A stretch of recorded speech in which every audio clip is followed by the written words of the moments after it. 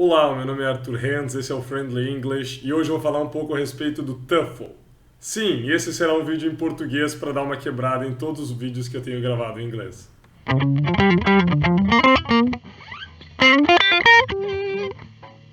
O TOEFL, Test of English as a Foreign Language, é nada mais nada menos do que um exame de proficiência muito bem reconhecido e conceituado no mundo inteiro, que a maioria das pessoas tem que fazer caso deseje estudar ou morar, trabalhar fora. Fora, isto é, em países de língua inglesa. Existem três tipos de TOEFL, o IBT, o PBT, que são respectivamente Internet Based Test e Paper Based Test, e por fim o TOEFL ITP, que seria Institutional Testing Program. Esse terceiro tipo é mais fácil do que os outros dois, só que ele não é internacionalmente reconhecido. Então vou limitar a falar dos dois primeiros. E para ser mais exato ainda, o segundo tipo, Paper Based Test, só pode ser realizado em algum lugar que não tem internet, por isso ele é via papel. Então o que eu vou falar mesmo é a respeito da modalidade IBT, que é a que eu fiz. Então, o TOEFL IBT é uma prova gigantesca, difícil pra caramba, de aproximadamente 4 horas de duração, que se divide em 4 tópicos principais. Necessariamente nessa ordem: reading, listening, speaking and writing. Isto é, ler, ouvir, falar e escrever. Eu estou me atrapalhando porque os meus amigos estão mandando um monte de besteira para mim no WhatsApp. Eu estou tentando me concentrar aqui, mas está difícil.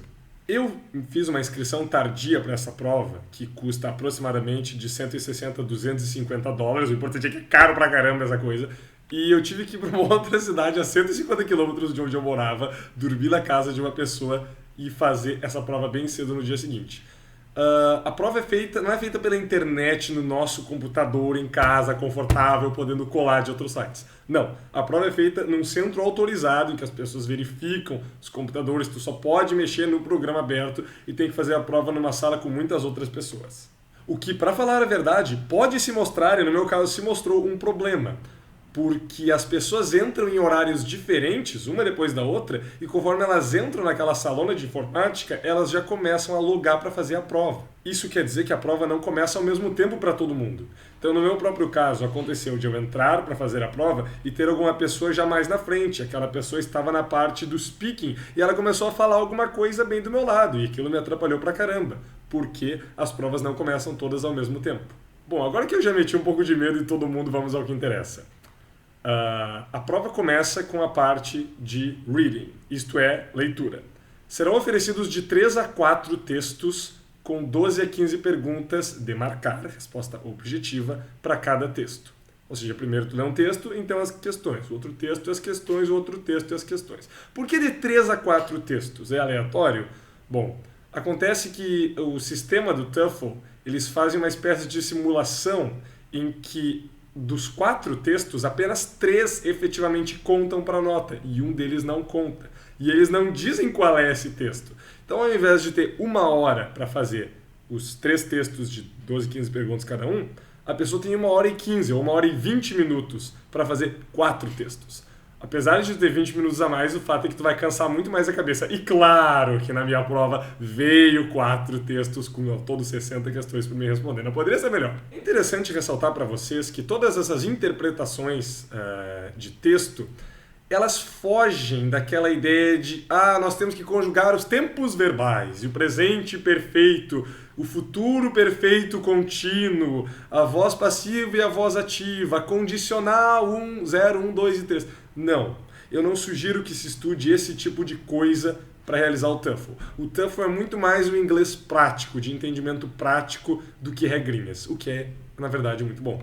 Essa primeira etapa do TOEFL, digamos, é a que a pessoa mais tem a liberdade de ir e voltar. Depois que tu responde uma questão, ela não está respondida e é isso. Se tu tiver tempo no final, se estiver sobrando alguns minutos, sempre tem um reloginho mostrando quanto tempo tu tem disponível para fazer a prova. Se sobrarem alguns minutos, tu pode voltar nas questões que tu já fez, reler e mudar respostas se for o caso. Tu pode fazer isso apenas nessa etapa. Depois do reading vem o listening. E aqui é extremamente importante, imprescindível que os fones de ouvido que você estiver usando, tu vai ter que colocar alguns fones de ouvido para ouvir, estejam bons. Porque senão vai ser muito difícil conseguir ir bem nessa parte.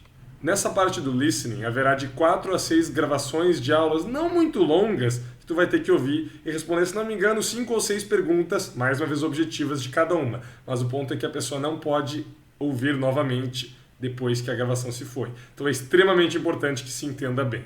Extremamente importante que os fones de ouvido estejam bons e altos. E depois disso, ainda na parte de listening, tu terá que ouvir de 2 a 3 conversas, diálogos, geralmente entre um homem e uma mulher, eles fazem para que fique claro e distinto quem está falando o quê, e mais uma vez responder algumas perguntas sobre isso. 5 perguntas por conversação, aliás. Geralmente nessa parte, eles dão um break, eles dão um intervalo de 10 a 15 minutos para que a pessoa possa sair, geralmente sair da sala, tomar uma água, lavar a cara, chorar no banheiro, fazer qualquer coisa do gênero, antes de começar a próxima sessão, que é a pior de todas, é onde a coisa fede, que é speaking.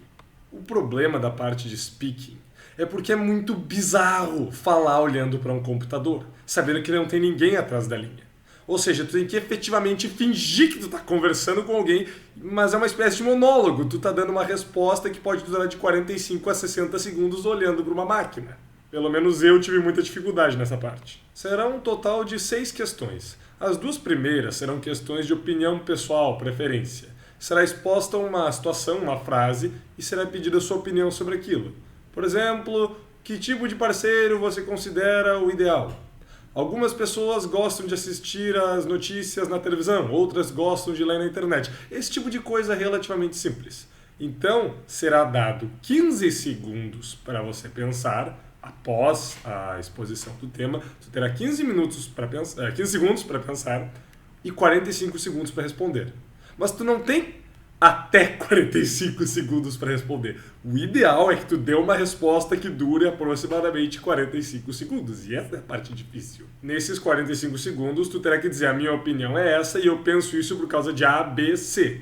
Geralmente é assim que tem que fazer. 45 segundos não dá tempo bastante para tu dar uma introduçãozinha e uma conclusãozinha. O ideal é que tu diga: eu prefiro ler as notícias na internet. Por quê? Eu posso escolher o que eu quero ler, eu posso separar categorias por temas, eu posso pesquisar por data, eu não preciso ver comerciais. Tu vai dando os teus motivos assim e termina. Não precisa fazer uma revisão, não precisa fazer uma conclusão. No tempo que tu tem, 45 segundos, isso está mais do que o suficiente. Na terceira pergunta em diante, tu vai ter que ler um texto, um pedacinho de um textinho, e ouvir uma espécie de palestra, uma espécie de comentários em relação àquele texto. E a pergunta geralmente vai se situar em tu explicar a opinião daquela pessoa que falou e fez comentários sobre aquele texto. Então não é algo tanto da tua opinião, é algo de tu prestar atenção no que a pessoa falou sobre o texto e sumarizar, fazer um resumo daquela opinião. Sim, e na terceira e quarta perguntas, o teu tempo de preparo vai ser um pouquinho maior, mas a duração da tua resposta também vai ter que ser um pouquinho maior. Na terceira e quarta perguntas, tu terá 30 segundos para se preparar e 60 segundos para responder. A quinta pergunta vai mostrar uma situação problema envolvendo um estudante em uma universidade e vai mostrar 2 possíveis soluções. O que tu tem que fazer é escolher uma dessas soluções e argumentar o porquê que tu escolheu ela. É bem simples, na verdade, não tem tanto mistério não. E tu terá 20 segundos para se preparar e 60 segundos ao todo para responder. E por fim, a sexta pergunta, que para mim foi a pior de todas. A sexta pergunta vai te dar ali uma passagem relacionada a termos técnicos, científicos, alguma coisa bem científica. E no final, tu vai ter que explicar mais ou menos o teu entendimento daquilo tudo que tu ouviu. E tu terá 20 segundos para pensar, para dar uma resposta de 60. No meu caso, esse foi o momento da prova que me deixou efetivamente nervoso. Eles começaram com uma narração no sentido de: no período paleolítico haviam determinados animais aquáticos. Esses animais aquáticos evoluíram para animais terrestres e não sei mais o que. E um desses animais era o ptecorodonte. O ptecorodonte fazia isso e aquilo, se alimentava disso e daquilo. E com o passar dos anos e os séculos, blá blá blá, não sei o que, o escassachê, blá blá blá. Todo o negócio rápido, foi correndo, fui tomando o máximo de notas que eu podia ali com o lápis. E aí no final a pergunta era algo como: faça uma análise dos dados apresentados e descreva o ptecorodonte. A única coisa que eu não tinha tomado nota alguma. Eu lembro que a minha resposta deve ter tido uns 40 e poucos segundos e depois eu não sabia mais o que dizer. Eu acho que eu fiquei quieto até o resto do tempo inteiro terminar. Foi muito frustrante. Por fim, ao final, na última hora mais ou menos, terá a parte do writing, isso é, escrita. Tu terá que fazer 2 redações. A primeira redação sobre um tema específico que foi apresentado no decorrer das questões e tudo lá. Tu vai ter que fazer uma redação nesse sentido. E a segunda, que se espera que seja maior do que a primeira, será de um tema da tua opinião pessoal. Vai ser de um tema específico aí que tu vai poder dar a tua opinião pessoal. O tema em si não costuma ser muito difícil, mas a redação tem que ser bem grande. É aconselhável que tenha até umas 600 palavras ou mais. Existe um contador de palavras que vai mostrando quantas palavras tem na tua redação. Mas eu ressalto que ao invés de tu fazer uma coisa super cheia, é melhor que a tua redação não seja tão grande, mas que tenha perfeita sincronia entre si. E seja agradável aos olhos do ponto de vista da gramática, que não tenha frases gigantescas, que seja agradável aos olhos de quem lê. E o problema, sempre tem um, com essa parte da redação, é que ela não é escrita num editor bonitinho e fácil de usar como o Word. Não, ela é escrita no editor do próprio programa do TOEFL. Esse programa não deixa tu pegar o mouse e clicar lá no topo para apagar uma coisinha que foi escrito de errado. Tu tem que ir voltando com as setinhas, tem que ajeitar. Ele é todo ruim de mexer, particularmente eu não gostei. Então tem mais esse ponto, tu não vai escrevendo um Word da vida fácil de digitar. Tu não pode usar localizar, não terá essas coisas não. Cada um desses 4 módulos do TOEFL valem até 30 pontos. Ou seja, a tua pontuação final vai ficar entre 0 e 120.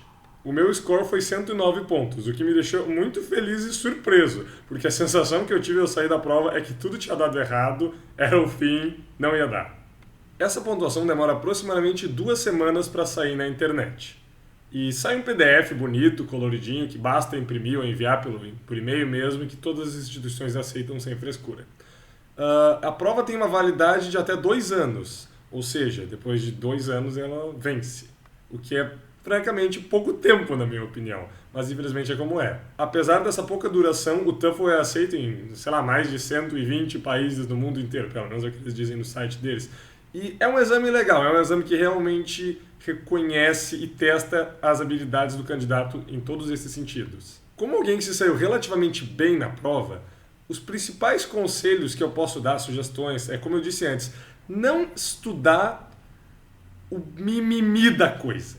Isto é, não ficar preocupado, os tempos verbais, essa coisinha assim, present perfect continuous, past perfect, o passado do passado, o futuro contínuo. Não se foca muito, porque não vai surgir uma pergunta, conjugue o tempo verbal X de tal verbo. Não vai surgir esse tipo de coisa. Transforme na voz condicional, passiva. Esse tipo de coisinha não vai surgir. O que eles querem é o inglês prático para ver se a pessoa entende o que está sendo dito, entende o que está sendo exposto. Então, o estudo que eu recomendo é apenas muita leitura de notícias em inglês, textos em inglês e ouvir conversas no idioma. Justamente para pegar esse hábito, para pegar a pronúncia, para entender o que eles estão dizendo. De preferência pode se ouvir com a legenda em inglês. Mas lembrando que sempre que a gente está ouvindo alguma coisa e assistindo com legenda, a gente tem que ouvir o que eles estão falando. Não apenas ler a legenda. Inclusive quando eu digo para as pessoas que elas deveriam estudar assistindo a filmes que elas gostem com legenda, o problema é que a maioria das pessoas não escuta efetivamente o que os atores estão falando. Elas estão ouvindo ali em inglês, mas estão lendo a legenda, estão passando os olhos na legenda, e então efetivamente acabam não prestando atenção. Tem que ouvir e ler as duas coisas. E o lado bom de ler muitas notícias e textos é justamente criar o hábito da velocidade. Não precisa ser uma leitura dinâmica da vida. Apenas conseguir ir passando os olhos rapidamente até chegar na informação que tu quer. E eu sempre recomendo, quando tu encontrar a palavra-chave da questão, tá perguntando sobre alguma coisa específica e tu achar aquela palavra, reler a frase inteira dela e possivelmente a frase que vem depois. Porque não pode existir esses pega-ratões dele dizer uma coisa, na verdade está dizendo outra depois. Então, mas o que eu quero realmente resumir dizendo é criar o hábito de ouvir, entender o que tu está ouvindo e o hábito de ler relativamente rápido. Vou finalizar dizendo que vocês podem se inscrever para o TOEFL no site www.ets.org/TOEFL. A inscrição deve ser feita com até 7 dias de antecedência. Se não me engano, mais do que isso, eles cobram uma taxinha rigorosa de inscrição tardia que eu tive que pagar. Também não existe um limite de vezes que o usuário pode tentar o TOEFL. Ele pode tentar quantas vezes quiser. É claro que você vai ter que ficar pagando todas as vezes, portanto é melhor dar uma estudada antes de fazer a primeira vez. Eu não recomendo, eu vou fazer a primeira vez só para ver o que dá. Não, porque é caro. Então eu efetivamente sugiro que vocês estudem antes de tentar a primeira vez. O TOEFL foi uma experiência diferente, na minha opinião, diferente de qualquer concurso ou prova que eu já fiz, justamente por essa ideia de uma linha temporal que vai se indo. Tu começa com a leitura, depois a escuta, a fala, a escrita, tudo isso nessa ideia, terminou uma coisa, já vem outra, já vem outra, já vem outra, tu não pode voltar atrás, tu não pode corrigir. Depois que tu fala aquelas 6 questões e acabou, dá um pá, não falei nada do que eu queria ter falado, não fiz nada do jeito que eu queria ter falado, mas muitas vezes é só o nervosismo e tu pode ter saído muito melhor do que pensa. Mas o fato é que dá essa sensação. Outra coisa que eu sugiro é a pessoa estudar muito preposições. E para isso eu tenho vídeos aqui. Então é isso, pessoal. Espero que vocês tenham gostado do vídeo. Espero que eu tenha sido útil com algumas dessas dicas. E se vocês gostaram, por favor, deem um joinha aí no YouTube. Realmente me ajudam com a divulgação. Se inscrevam no canal se ainda não são membros. E se quiserem dicas de inglês como essas. Tenham todos uma grande semana. Obrigado por assistirem.